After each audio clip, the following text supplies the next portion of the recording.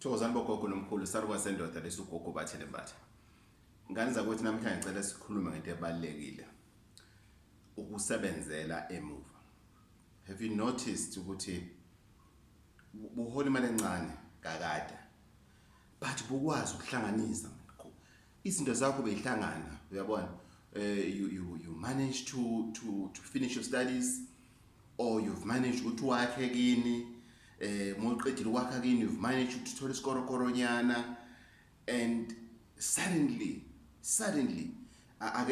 akesime ngokuthi mhlambe musuqalile ukudata or something but suddenly imali yakho isibancane imali yakho isiyafinqana asiyeke indaba economy because vele manje siphile ekhathini enzima.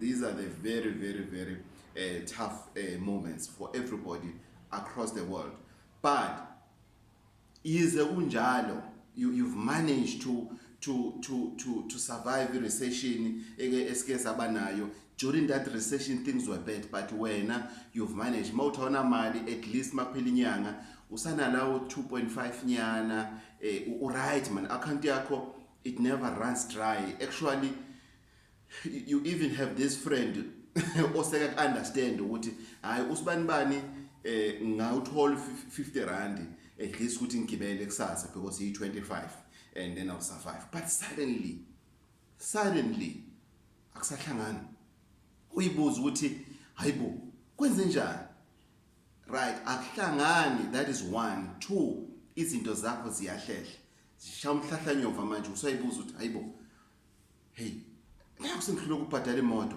you cancel insurance, after cancel insurance imoto iyashayisa, hayibo usathi ukhanda imoto ikufuna imali ongenazi, hlala imoto egarage bazi kuze kube nama penalties, uzame usuya komashonisa manje yena iphuma imoto, hayibo nazi into zakho seziqala zenzani manje bezimile.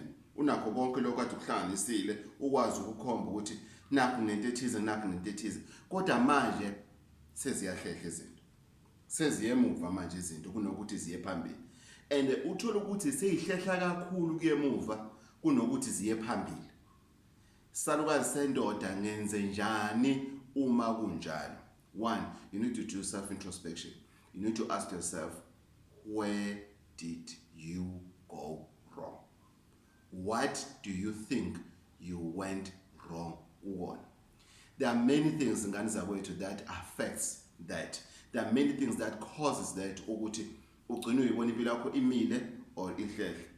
One, obviously ngishilo ukuthi siphile ekhathini einzima, ikhathi by economy lokhuzana kushuthi bunge nawo uplan B ukuthi should things go bad ikhona yini lana la ngakhalela khona kuzinto zami zibe right. Two, it might happen ukuthi you've invited a wrong person in your life. That can come in many forms, not only love-wise, but that can come in a form yokuthi ever since your friend nosbanibani, there's this bad vibe that happened to your finances without them having to even to borrow imali ukuthi awungiboleka imali mhlamba basayibuyisa in. Kunabantu abanama spirits amabi, kunabantu abanezinto ezisindayo zigcine zisinda nama relationships akubona, even friends male to male or female to female. Kunama friends that are really difficult. So you need to analyze now ukuthi how many friends do I have? When did I start seeing ukuthi into zami ziyehla? Who was my friend when those things started to happen? Maybe suddenly usuyithola wena how every weekend usiyakashisa nyama usuphuza every week than the time ubuphuza once a month, nakhona not every month. You need to analyze such things. Thirdly, you need to analyze your relationship. Sometimes a toxic relationship iyayiqeda imali. A toxic relationship iyenza ukuthi ungabi ne-progress. When into zakho ihlehla, even if angaceli imali, even if ungamuphi imali, even if there's no money exchanging whatsoever, but because of the relationship is toxic, the relationship all you do is to thetha macala, all you do is to fight. that iyayenza impilo yakho ukuthi yenzeni ime. But Gogo kwenziwa yini ke manje lapho ngoba uma uthi wena Gogo there's no money esuka ngapha iye ngapha, then kwenzeka kanjani? It's because lo muntu okwambethe, lo muntu owangena, lo muntu okuyena okupha imali kini, ngoba kini kunomuntu okupha ukuhlakani, kunomuntu okupha imali, kunomuntu okulethela inenani izinto ezihlukahlukene. Lo muntu okuyena okulethela izinto, okwenzela izinto zenzeke kini kulabo abangasekho. Uyabona ukuthi if angaqhubeka kulethela imali kuzobenefita umuntu wrong, lo muntu akakufanele. So abakini ke mabahlehla kuwena, that's how they are showing you ukuthi abamfuni lo muntu lona onaye phambi kwakho. That's why it's very important ukuthi uanalyze. Fourthly and lastly, i-issue yokuthakatha. Kunabantu othi umuntu angakuboleka aboleke kuwena nje u50 rand. Hayi ulimele baba. Asebenza imali yakho. Why? Uyayibona iprogress yakho, uyabona into zakho ukuthi zenzeke and everything.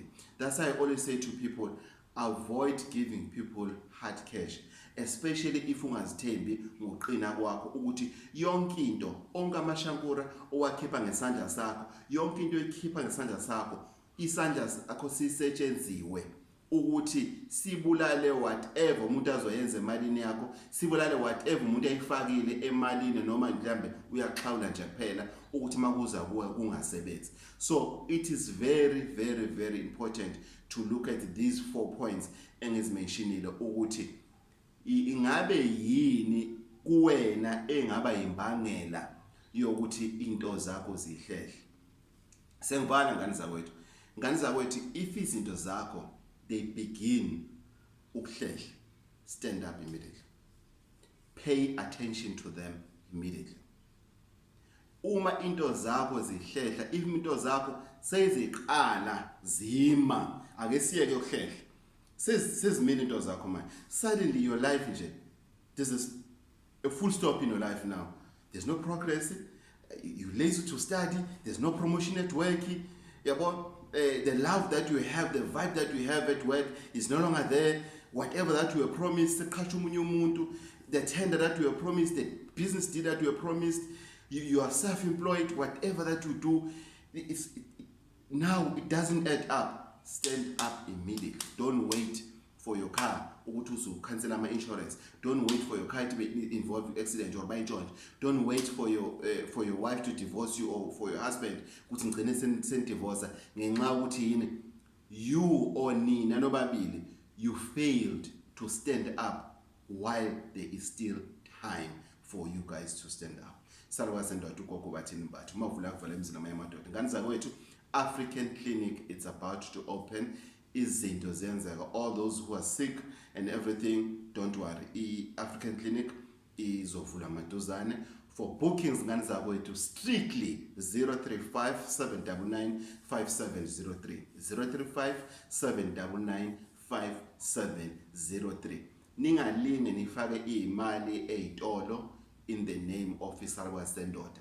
Kunabantu abalambile Isarwa Sendoda imgula mkhuba, kodwa ke asikho lapho. Thina sithi asilapheni izizwe, abantu belapheke, impilo zabantu zibe ngcono, so that isizukulwane somuntu omnyama esizayo sizofica umhlaba u-conducive for bona ukuthi ba-progress, bangalokhu bathi sifanele siqalise usebenze ekhaya kanti wena ungazange usukume uma uqala ubona izinto zakho zima.